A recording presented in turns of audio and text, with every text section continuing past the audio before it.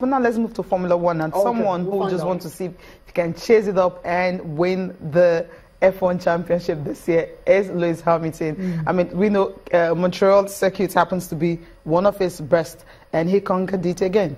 Yes, when you say one of his best, that's Montreal, as a Canadian Grand Prix, is a very good hunting ground for Lewis Hamilton. Won his first pole there, his first career pole. He won his first race 10 years ago. ever, 10 years ago as well too. Wow. So going into that particular race this weekend, just yesterday, especially when he now took pole again, you thought, okay, this is it for, this is for Lewis Hamilton, and everything just worked according to plan. He led from start to finish, and as a result of winning that particular race, he's been able to cut Sebastian Vettel's lead down to just 12. So we have a race on our hands again.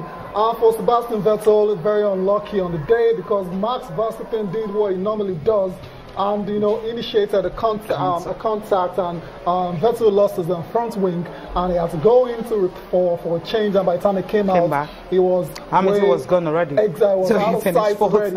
But he tried because at the time he was 18th behind, and he drove through the crowd and he was able to get to 4th position. That's Sebastian Vettel there going in for a change of his front wing, and by the time he came out, Hamilton was out of sight. It was out of sight. I think Hamilton, you know, when you know a particular racetrack very well, you can just close your eyes and just do it. That was what he did. That's what he did, exactly. Yeah, I can assure you he didn't definitely close his eyes and do that. No, race. he didn't, because once you blink, I mean, yeah, you don't take chances now. The next person is gone. But Fernando Alonso, I think it's more trouble for him. Same story, similar story all year long. Something always goes up. Reliability issues always, you know, finds a way to make Fernando Alonso not finish the race. So the story is Lewis Hamilton has won the Canadian Grand Prix and has cut Sebastian Vettel's lead down to just 12 points. So we have a race on our hands. We're going to Azerbaijan next, and that's going to be very exciting as well. Yeah, we'll just wait for that to see what's going to happen. Let's get reaction from the F1 game.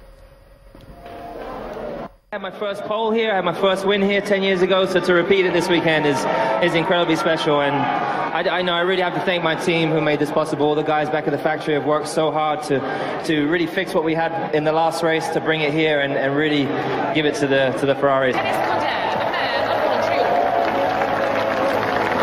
Felt good. Thank you, Montreal, again. It's my 5th time racing here and 3rd time up here on the podium, so it's been a good place for me. So always good to be here, and you know, as a team, we really needed this one to get those points. And after a tough race in Monaco, I'm really impressed. You're a good man. Thank you.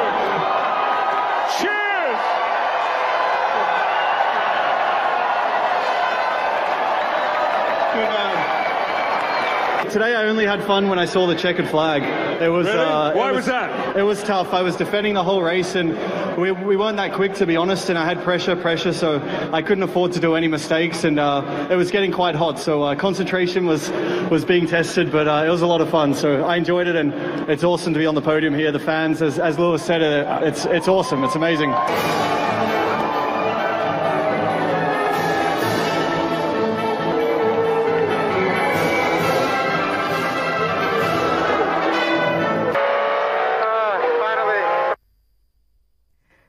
For Daniel Ricciardo, 3rd time he's finishing 3rd in a row now. But then I love that celebration, you know. Gotta put wine in a shoe and get a drink. Like you, could you see yourself actually drinking from a shoe? No. No chance. No chance at all. No way.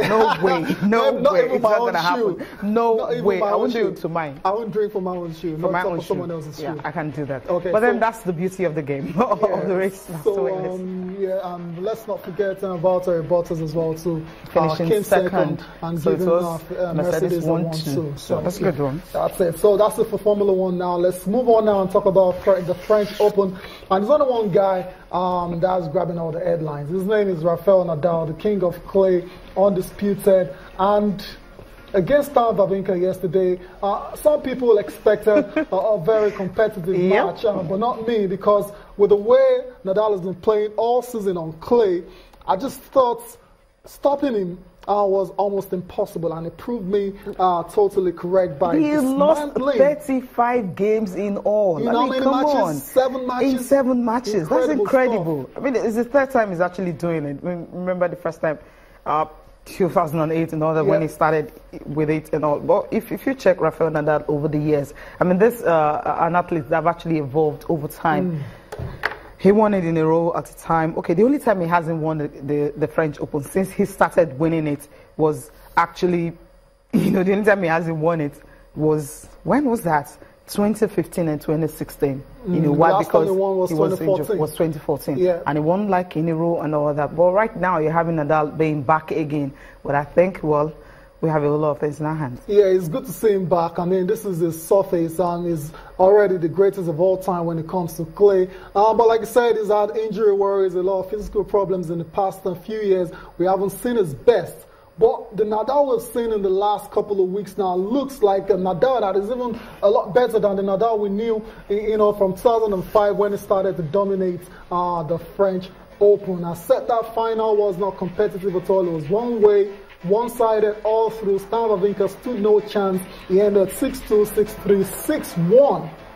What a rush that was, and there's no French Open when you see Rafael Nadal on the ground like that, on the desk like that, then you know he's just won the French Open. That's 10 now. 10. He's the only guy, man or woman, that has dominated a single slam like that in Open era. Yeah, okay, Open era, because there's Margaret Court who got 11. Margaret Court, I didn't get to see Margaret Court. In Open era, Rafael Nadal is that man. Margaret Court had 11 all time, but Nadal is actually chasing it right now. He's going to do it. He's going to break it from all indication, because sometimes when he's not playing so well on court, he'll just wait for the clay court season and get everything. We talked about the fact that when he played Dominic Thiem the other time, when he lost to him and all that in Moroma, so felt okay.